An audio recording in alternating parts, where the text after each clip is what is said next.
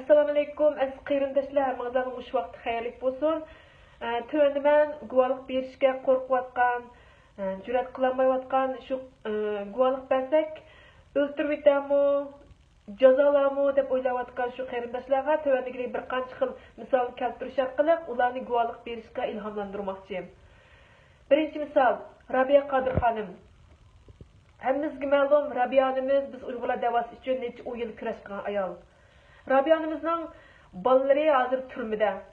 Ularni o'ldiryaptimi yo'q? O'ldiramidi. Ularga hayot. Nima uchun hayot? Chunki Rabiya onamizdek odamning ega bo'lib turganligi uchun ularni o'ldiramidi. Hattoki Sud saroyi chaqqan yo'q. Yaqinda Sud saroyi chaqdi deb xabarlar tarqalib ketdi, u yolg'on. Chaqamidi. Ham chaqamaydi. Chunki Rabiya onamiz xalqaro o'z bolalarining turmada ekanligini, ham Sud saroyining o'zining ekanligini xalqaro tunutdi, anglatdi. Shu Xitoy ishini chiqlamaydi.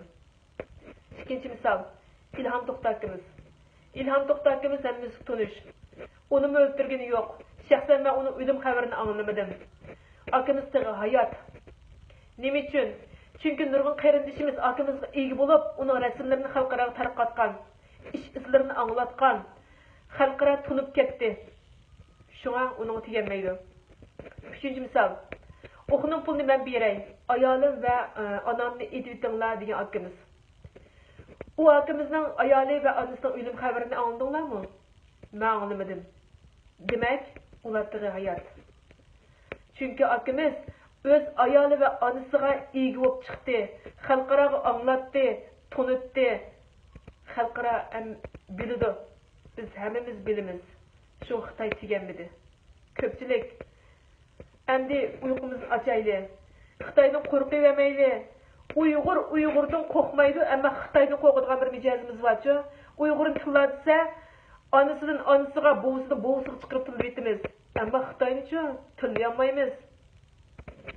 Biz Uyg'urlarda qor kuch bor, ammo yurak yo'q. Ko'pchilik yurakli bo'layli. Hammamiz kichkina kuchimizni chiqarayli. Tama ko'l bo'ladi degan gap bor. Bu kuchimiz axir yig'ilib Xitoyga tankagidek kuchni hosil qildi.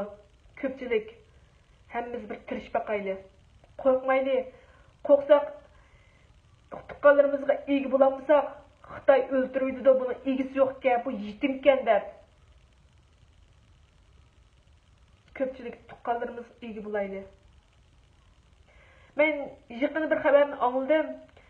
Qozog'istonda burun shu Xitoyga kirib ketgan tuqqanlar, qozoq tuqqanlar-chi, qozog'istonliklar guvohlik bergan, video guvohlik bergan. Shu guvohlik bergan qozoqlarning Xitoydagi tuqqanlari qumni asta-asta qo'yib beribdi. Ko'pchilik. Men shu xabarni anglab qoldim. Rasmi yolg'onmi bilmayman, iloyim rost bo'lg'iydi. Biz shuna guvohlik beraylik ko'pchilik. Hammamiz o'lib ketamiz. O'z rizqimiz bilan o'laylik, kofirning qo'lida o'lmaylik ko'pchilik. Xo'shib ketay, hammamiz uyqumizni ochayli. Men otam bilan opamni Xudoyimga, Allohga tavakkul qo'yib, Allohga topshirib qo'yib turib, men bu videoni chiqargan. Biz hammamiz o'lib ketamiz. Bir tirish baqayli ko'pchilik. Rahmat.